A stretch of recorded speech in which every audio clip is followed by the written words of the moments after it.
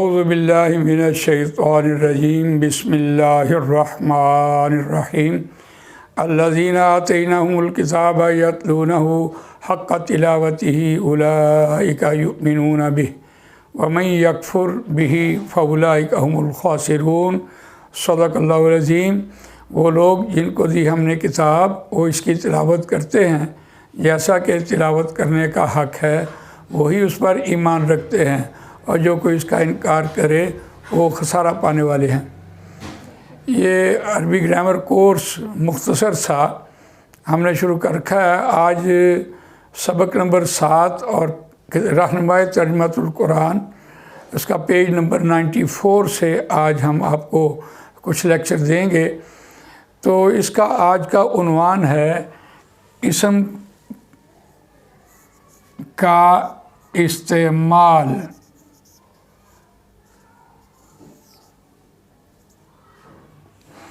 یاد رکھیے، اس سے پہلے ہم نے مفرد اسم کی ٹوٹل پہچان آپ کو بتا دی تھی، اور ہمارے پاس مکمل اسم کی مفرد اسم کی پہچان کے بعد اب ہم آئے ہیں اس اسم کو استعمال کرنا۔ دو اسموں کو ہم جب استعمال کریں گے تو دونوں کے بارے میں ہمارے پاس پورا علم ہونا چاہیے۔ مفرد اسم کی ٹوٹل پہچان کے اعتبار سے مفرد اسم کی مکمل پہچان ہم نے حالت کے اعتبار سے، وسعت کے اعتبار سے، عدد کے اعتبار سے اور جنس کے اعتبار سے مکمل کی تھی، اور مفرد اسم میں جو چیز ہم نے پینڈنگ کی وہ ہم نے آج اس کو مکمل کرنا ہے۔ دیکھیے، ایک تو ہم نے اضافی حالت آپ کو نہیں بتائی تھی، دوسرا ہم نے اس میں معرفہ کی اقسام میں مضاف پینڈنگ کیا تھا۔ یہ جو دو آوازوں کی میں بات کر رہا ہوں، یہ اس چارٹ سے دیکھیے، ان، ان، ان، آنی، اینی، اینی، اونا، اینا، اینا، تن، تن، تن، تانی، تینی، تینی، آتن، آتن، آتن۔ یہ مفعولی اور اضافی تثنیہ اور جمع سالم میں، اور تثنیہ اور جمع سالم مؤنث میں دونوں آوازیں سیم آ رہی تھیں۔ ان دونوں آوازوں کو آج ہم اسم کے استعمال میں جدا جدا کریں گے۔ تو بڑی دلچسپ بات یہ ہے کہ اسم کا استعمال کرتے وقت ہمیں ہر اسم کے بارے میں مکمل معلومات حاصل ہے۔ مثال کے طور پر میرے پاس یہ مارکر ہے، یہ ایک اسم ہے، اور میں نے اس کو جہاں استعمال کرنا ہے وہ وائٹ بورڈ ہے۔ اس کو میں کالے بورڈ پر استعمال نہیں کر سکتا۔ اس کا مطلب ہے کہ وائٹ بورڈ کا بھی پورا مجھے علم ہے اور اس کے بارے میں بھی پورا علم ہے۔ اب میں دونوں کو استعمال کروں گا۔ تو یہ میں نے اسم کا استعمال جو آپ کو بتایا، اس کو ایک نام دیتے ہیں مرکب۔ مرکب دو یا دو سے زیادہ مفرد الفاظ کے ملنے سے مرکب بنتا ہے۔ دیکھیں، بڑی دلچسپ بات یہ ہے کہ ہم مرکب بنانا سکھائیں تو ہم یہ کہتے ہیں کتابن، اب یہ اردو ہے کتاب، اور جب ہم اس کی عربی بناتے ہیں تو اس کا اعراب لگاتے ہیں۔ اسی طرح جب ہم کہتے ہیں قلمن تو یہ بھی ایک مفرد اسم ہے۔ دونوں مفرد اسم ہمارے پاس موجود ہے۔ جب ہم ان کو مرکب بناتے ہیں تو ہم اس کے درمیان میں واو لگاتے ہیں۔ اب یہ دونوں مل گئے، واو عاطفہ بنی ہے، کتاب و قلم۔ اب یہ اس طرح سے پڑھا جائے گا۔ اس میں ایک تجوید کا قاعدہ شامل ہو گیا ہے۔ اگر تنوین کے بعد واو آ جائے یرملون والے حروف میں سے، تو اس کی غنہ جو ہے ہاف پڑھا جاتا ہے، کتاب و قلم۔ اب یہ ہوگا۔ اب ہم یہ کہہ رہے ہیں کتاب اور قلم، ہم دونوں چیزوں کو بول رہے ہیں اور دونوں ہی مانگ رہے ہیں۔ تو اب ایک قسم کا ہمارا یہ مرکب بنا۔ مرکب دو یا دو سے زیادہ الفاظ کے ملنے سے مرکب بنتا ہے۔ اب ہم دیکھتے ہیں کہ عربی کے اعتبار سے قلم معطوف ہے اور کتاب معطوف الیہ کہلاتا ہے، یہ اس کے ساتھ جا ملا، تو واو عاطفہ کہلاتی ہے، ملانے والی، عاطفہ ملانے والی۔ اگر ہم اس کو معرفہ کریں تو الکتاب و القلم و القلم، اب دیکھیے اسے پڑھیے، الکتاب و القلم، یہ بات بالکل درست ہے، آپ نے معرفہ کرنے کے لیے الف لام لگایا تھا، لیکن یہ آپ نے پڑھائی کے وقت اس کو آپ نے سائلنٹ کر دینا ہے، یہ حمزہ جو ہے وہ سائلنٹ ہوا، یہ حمزۃ الوصل کہلاتا ہے، گر جانے والا، وصال ہو جائے جس کا۔ اب پڑھا جائے گا الکتاب والقلم، قاعدہ اس میں ہمیں یہ ملا، یہ بات نکرہ کی ہو رہی تھی، عام قلم کی بات ہو رہی تھی، اور یہاں خاص کتاب اور قلم کی بات ہو رہی ہے۔ قاعدہ یہ ہوا کہ کوئی بھی حرف قرآن مجید میں جس کے اوپر کوئی حرکت نہ ہو وہ پڑھا نہیں جاتا، اگر وہ پڑھا نہیں جاتا تو پھر لکھا کیوں تھا؟ اس سے اس کے معنی وابستہ ہیں، یہ نکرہ کی بات ہے، یہ معرفہ کی بات ہے۔ ہم نے آپ کے سامنے ایک قاعدہ رکھا جس سے ہم نے مرکب بنایا۔ اسی طرح اگر ہم یہ کہیں کتاب او قلم، اب یہ بھی ایک مرکب بنا، آپ نے دونوں چیزوں کو پکارا، کتاب او قلم، کتاب یا قلم، بالکل ٹھیک ہے، اب پکارا دونوں کو ہے، چیز آپ ایک مانگ رہے ہیں۔ اگر اس کو ہم معرفہ کریں الکتاب او القلم،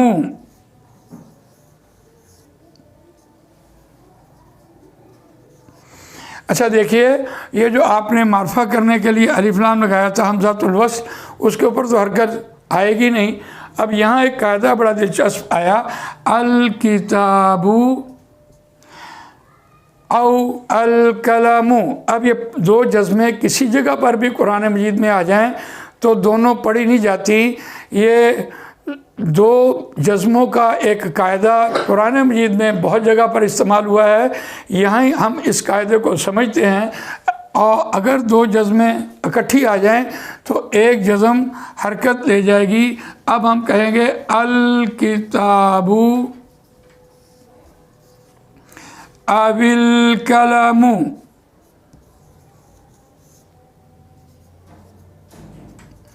قاعدہ یہ ٹھہرا کہ وہ جو پہلے والی جزم ہے اس کو آپ ڈراپ کریں گے، اور جو اس کے پیچھے حرکت آ رہی ہے اس کے مخالف آپ حرکت دیں گے، او القلم۔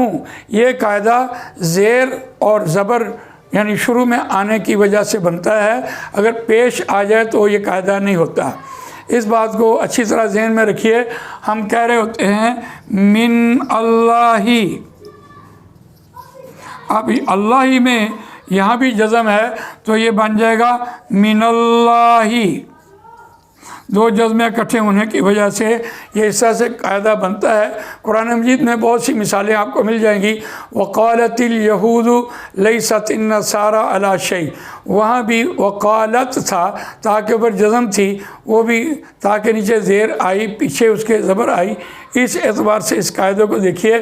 آج ہم نے ان دو قاعدوں سے آپ کو مرکب بنانا سکھایا ہے، جس میں دو قاعدے ہمارے سامنے آئے ہیں، ایک اگر کوئی حرف جس کے اوپر کوئی حرکت نہ ہو وہ پڑھا نہیں جاتا، اور دوسرا یہ کہ دو جزمیں اکٹھی آ جائیں تو پھر ایک جزم جو ہے وہ زیر لے جاتی ہے۔ تو یہ قاعدہ آغاز میں ہم نے آپ کے سامنے رکھ دیا تاکہ یہ آئندہ پڑھنے اور سمجھنے میں آسانی ہو جائے۔ اب ہم دیکھتے ہیں مرکب، جسے ہم نے کہا دو یا دو سے زیادہ الفاظ کے ملنے سے مرکب بنتا ہے۔ مرکب کی دو اقسام ہوتی ہیں، ایک مرکب ناقص ہوتا ہے اور ایک مرکب تام ہوتا ہے۔ मुरक्कब नाक़िस ऐसा मुरक्कब जिसमें बात अधूरी हो, और अधूरी से मुराद ये होती है नेक लड़का, बात अधूरी है, बात नामुकम्मल है, जुमला मुहम्मल है। इसी तरह जब हम कहें ताम, ताम का मतलब होता है बात मुकम्मल हो, मुकम्मल बात, और इसको हम कहते हैं लड़का नेक है। देखिए यहाँ बात पूरी मुकम्मल है, यहाँ अधूरी है। ये उसलूब जो अधूरी का है ये कुरान मजीद में बहुत ही इस्तेमाल हुआ है, और ये एक किस्म की हमारी रोज़मर्रा ज़िंदगी में बहुत इस्तेमाल होता है। हम भी अक्सर औक़ात बात अधूरी कहते हैं, बात नामुकम्मल कह रहे होते हैं। उसकी वजह ये होती है कि सुनने वाला वो अपने आप से सोचे, उसके अंदर एक सोच डेवलप हो, उसके अंदर एक सस्पेंस पैदा हो, और वो सोच कर उस मकाम तक पहुंच जाए कि ये क्या कहना चाह रहा है। तो इस एतबार से देखिए, एक नाक़िस होता है और एक ताम। हम आज आपके सामने नाक़िस की पहली किस्म आपके सामने रखते हैं, उसको कहते हैं मुरक्कब जारी।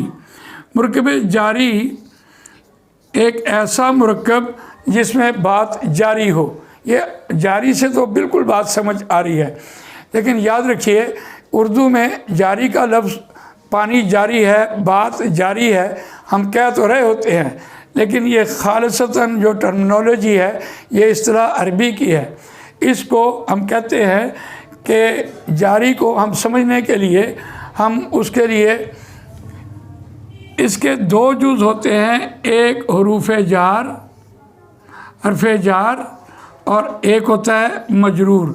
मजरूर हरफ जार क्या होता है और मजरूर क्या होता है, इस बात को समझने के लिए हम आपके सामने एक अंग्रेज़ी का सहारा लेते हैं, टेक।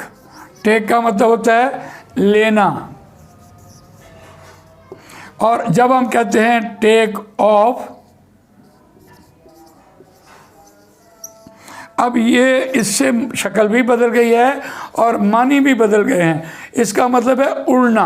अब ऑफ जो है अंग्रेज़ी में जैसे प्रेपोजिशंस हैं, इसी तरह अरबी में कुछ हरूफ ऐसे हैं जिनको हरूफ जारा कहते हैं, वो अरबी के प्रेपोजिशंस होते हैं। देखिए उनमें जब वो हम याद कर लेते हैं, बा भी आता है, बाओ, ताओ,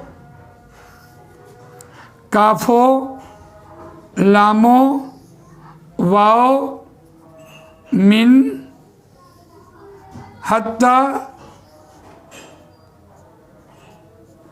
इला, फी, अन, अला। ये हरूफ जारा कहलाते हैं, यानी ये हरूफ जो हैं ये अरबी की प्रेपोजिशंस होती हैं। जब भी ये किसी इस्म के साथ आ रहा होता है, ये हरफ आ रहा होता है, उसको मजरूर कहते हैं। मजरूर कहते हैं जिसे ज़ेर दी गई हो, दो ज़ेरें या ज़ेर दी गई हो, यानी वो इजाफ़ी हालत में चला जाता है, उसको हम कहते हैं ये मजरूर हो गया है, इजाफ़ी हालत में चला गया है। उसको इस हरफ जार ने उसको ज़ेर दी है, और ये उसकी अलामत ज़ेर वाली है।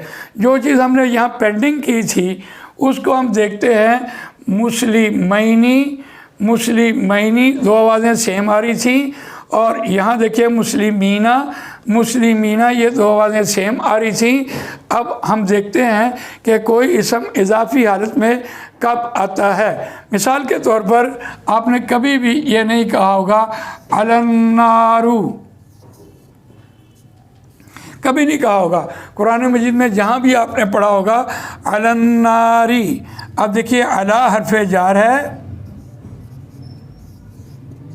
और अन्नारी इजाफ़ी हालत में है, इसको हम कहते हैं ये मजरूर है इजाफ़ी हालत में। इसका मतलब ये हुआ कि कोई भी इसम इजाफ़ी हालत में हरफ जार की वजह से आता है। बहुत दिलचस्प बात हमारे सामने आई कि हरूफ जारा से एक मुरक्कब वजूद में आता है जो मुरक्कब जारी कहलाता है। देखिए اس سے ہم دو باتیں آپ کے سامنے مزید رکھتے ہیں۔ ایک بات تو یہ ہے جیسے پانی جاری ہے اسی طرح بات بھی جاری ہے۔ قرآن مجید میں آپ جہاں بھی دیکھیں گے بات جاری آپ کو نظر آئے گی۔ وہ اگر یہ بات فکس ہو جاتی، ناقص نہ ہوتی، بات فکس ہو جاتی تو رسول اللہ صلی اللہ علیہ وسلم کے دور میں یہ بات مکمل ہو جاتی، پھر ہمارے لیے آج کے دور میں اس میں کچھ نہ ہوتا۔ صحابہ کرام رضوان اللہ تعالیٰ اجمعین ان کے نام گرامی ہوتے یا کوئی واقعات اس دور کے ہوتے۔ مرکب جاری سے بات تا دم قیامت ہر آدمی کے لیے اس میں سبق ملتا ہے۔ ایک بات تو بڑی دلچسپ ہے۔ دوسری بات یہ ہے کہ یہ اس میں دیکھتے ہیں دو آوازوں کے اعتبار سے، جب ہم یہ کہتے ہیں الکافرین، تو اس کا نام ہم نے اس گراف سے نکالا ہے الکافرین، تو یہ حالت کے اعتبار سے یہ مفعولی حالت بھی ہے اور یہ اضافی حالت بھی ہے، اور وسعت کے اعتبار سے یہ معرفہ ہے، عدد کے اعتبار سے یہ جمع ہے اور مذکر بھی ہے۔ الکافرین، بہت سے خاص کافروں کو یہ ترجمہ ہم دے رہے ہیں، اور اگر اس کے شروع میں ہم الکافرین لگائیں، الکافرین، تو اب یہ مرکب جاری بن جائے گا الکافرین۔ اب آپ دیکھیے یہ حروف جار ہے اور یہ اس کی اضافی حالت ہے۔ الکافرین یہ مجرور ہے، اس کی اضافی حالت ہے۔ اس کا مطلب یہ ہوا کہ ہم نے دو آوازوں سے، یعنی ایک مفعولی اور اضافی حالت کو ہم نے علامات سے جدا کیا ہے۔ کوئی بھی لفظ حرف جار کی وجہ سے اضافی حالت میں آئے گا، اس کے علاوہ ممکن نہیں ہے۔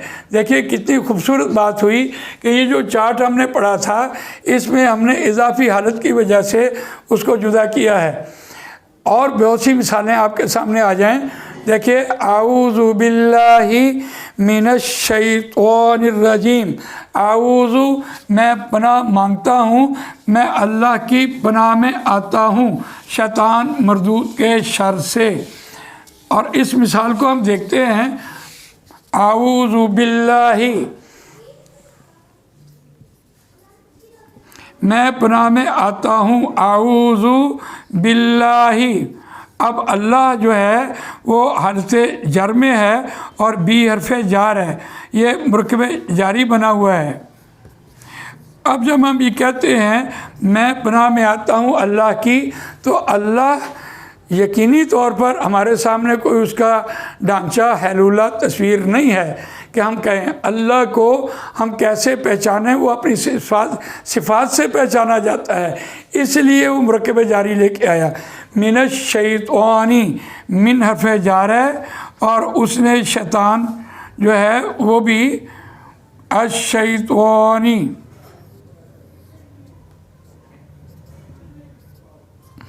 اب شیطان مردود کے شر سے، اب شیطان کہاں نظر آ رہا ہے ہمیں؟ اس اعتبار سے دیکھیے شیطان ہمیں کہاں نظر آ رہا ہے؟ شیطان رسول اللہ صلی اللہ علیہ وسلم نے فرمایا کہ جو بھی انسان پیدا ہوتا ہے اس کے ساتھ ایک شیطان پیدا ہوتا ہے، اور وہ ہماری سنتا ہے، وہ منصوبے بنا لیتا ہے، وہ ہم اس کو دیکھ نہیں سکتے، لیکن ہم اس کو مرکب جاری ہونے کے حوالے سے یہ کہتے ہیں کہ وہ بات نظر نہیں آ رہی، تا دم قیامت بات چل رہی ہے۔